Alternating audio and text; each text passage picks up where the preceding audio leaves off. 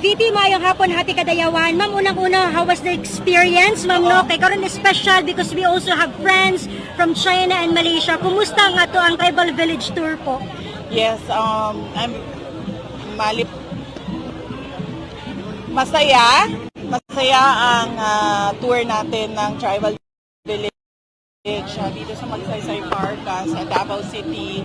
At masaya kong naulit yung pagbisita sa ating mga iba't ibang tribo kasama ang kanilang mga deputy mayors at kasama ang mga kapatid natin sa Indigenous Peoples Tribes at ating mga Moro tribes. Kaya this is a showcase of the traditional houses of the Indigenous Peoples Tribes and Muslim tribes of Davao City, and we shared it with our friends from the diplomatic community, particularly Malaysia and China. Alright, now let's accept questions. First, Sir Arjun, GMA. Other topic lang po, ma'am.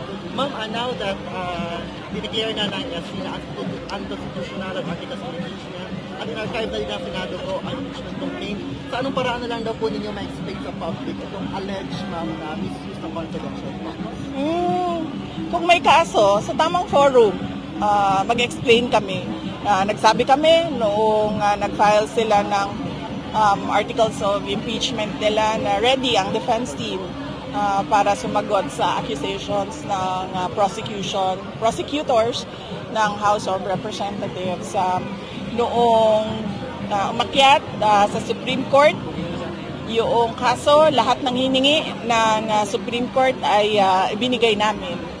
Doon sa mga tamang forum at sa tamang venue, nagbibigay kami ng saktong sagot at nagbibigay kami ng saktong sagot at nagbibigay kami ng explanation ng mga accusations. Pero hindi pwede na moro-moro na kung saan lang nagbibigay ng akusasyon at kung saan o kung kailan lang nila gusto mag-akusa ng tao. Ma'am, one last po. Kay FPR ma'am, regarding po dun sa confirmation of charges, how is Attorney Kaufman handling the case po, ma'am? Ka Attorney Kaufman, ang pagkakaalam ko, nagbibigay naman siya ng mga media interviews at sumasagot naman siya sa mga questions. Hindi kasi ako pwedeng mag-explain para kay Attorney Kaufman, no, sa kanyang mga preparations at mga ginagawa sa case ni former President Duterte sa ICC. So yung trust and confidence po ng Attorney Kaufman, nandun pa rin po ba? Of course, yes. Oo, kasi siya yung pinili ni dating Pangulong Rodrigo Duterte na lawyer. So we only follow kung ano yung choice ng client, no? Siya naman yung kliyente, sa kanila naman yung professional arrangement. So as long as nagsabi si dating Pangulong Rodrigo Duterte na yan ang aking mga abogado, susunod kami and mag-cooperate kami kung anong kailangan ng legal team. Okay, next, we have Sir Julius Paco of Brigada. Sorry po. Ma'am, budget deliberation po, ma'am. Ano po ma-expect po natin po sa OBP na budget? Budget hearing, ma'am? Yes, budget hearing. Well, it will be the same no, as last year. Hindi naman nagbago ang administration eh. Yan pa rin ang Pangulo natin, yan pa rin ang Speaker of the House of Representatives natin. So wala na tayong ma-expect na ibibigay para sa Office of the Vice President. So kung ano yung in-approve ng Department of Budget and Management, yun din yung sinubmit namin, yun din yung nilagay sa NEP. And of course, ang expectation natin is bababaan yan pagdating sa House of Representatives. Any reaction po sabi nila sa habitual absence niyo po daw? Habitual absence saan? Hindi ko alam kung ano yung pinagsasabi nila na habitual absence. As I said, ito na naman yung style ng mga tao na anti-Duterte na nagbibigay lang ng akusasyon kung saan-saan at wala namang basihan, walang ebidensya at hindi nila na lang isinasubmit o itinataas sa tamang forum or sa tamang venue yung kanilang mga akusasyon. Alam nyo, ang akusasyon na walang basihan ay isang paninira lamang. Ganyan ang lagi nilang ginagawa. Thank you, ma'am. We have one question from Ms. Ruth Palo, ma'am. Vice, ano po yung maitulong ng OVP sa mga tribal, sa mga tribes, enable that this tribal village will be sustained? Sila, may budget sila from the city government of Davao, ang mga tribal villages for upkeep, renovations, and repair. Pero wala tayong maitulong, Vice, yung like magnegosyo kanay, livelihood para sa kanila. For the Office of the Vice President, kung meron mang mag-apply, pwede kami magbigay. So as long as nandyan pa yung budget ng magnegosyo taday, kung meron silang micro, small, and medium na mga livelihood negosyo, ay pwedeng makabigay ang Office of the Vice President. Thank you, ma'am. We have Mamaya of EDGE. Last. What is your take on like isang Canada speaker, house speaker, na isang artist na, isang wala na nalipay na, biga po sa social for certification, and wala pa siya bigis Still, nagaon sa daw?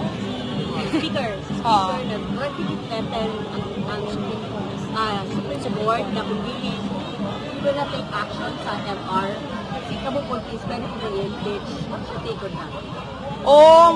Well, I cannot comment, no, because I've not seen the speech.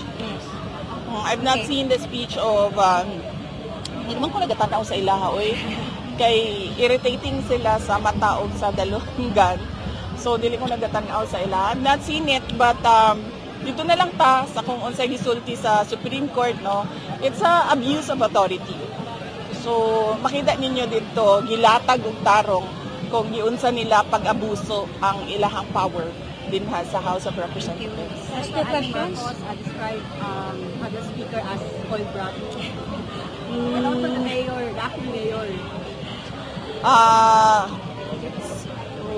Palawagan niyo din. Siguro, wala po ko kadungog ana, ma'am. Not that na matrigger ko sa iya, pero dili ko nagabasa na o news. So, unsa daw, ma'am?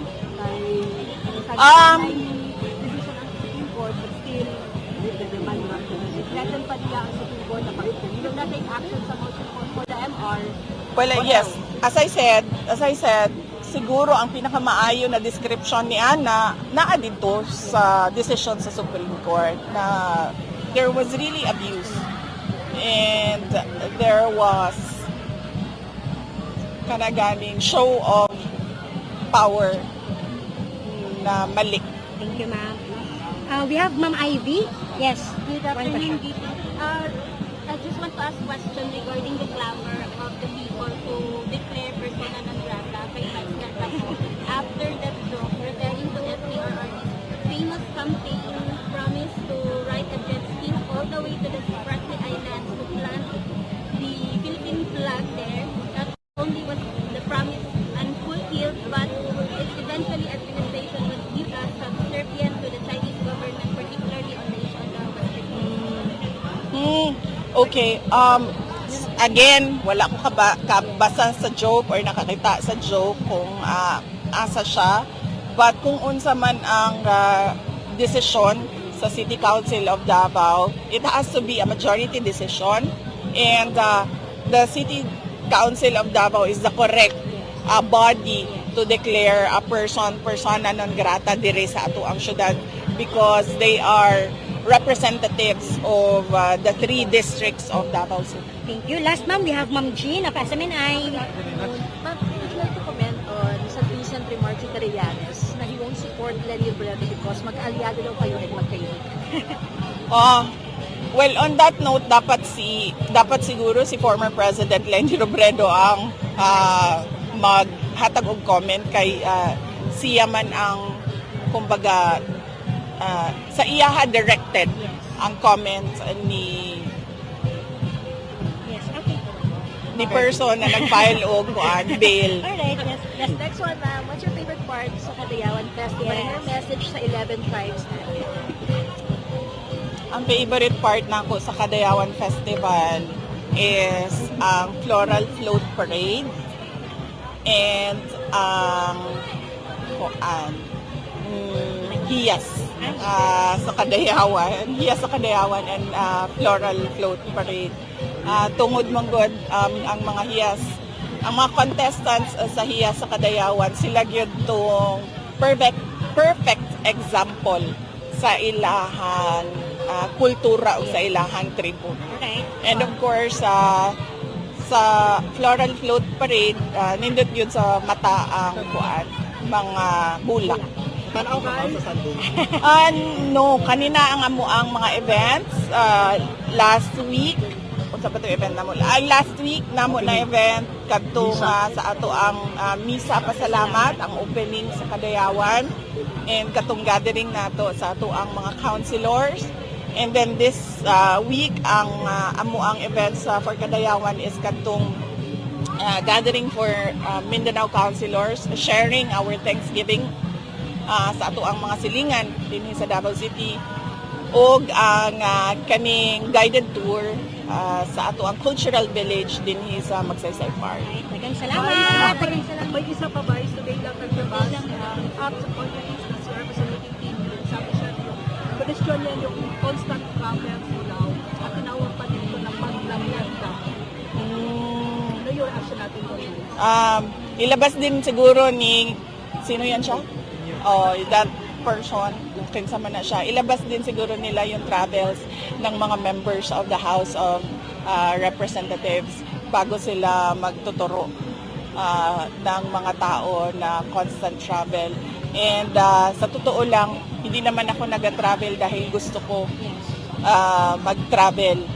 Nagta-travel ako, lumalabas ako ng bansa dahil frustrated na ang Filipino communities abroad sa nangyayari dito sa ating bayan. At pangalawa, bumibisita ako sa tatay ko na nakakulong. Alright. Thank you, ma'am. Daghang salamat. Happy Kadayawan sa tanan. Thank you.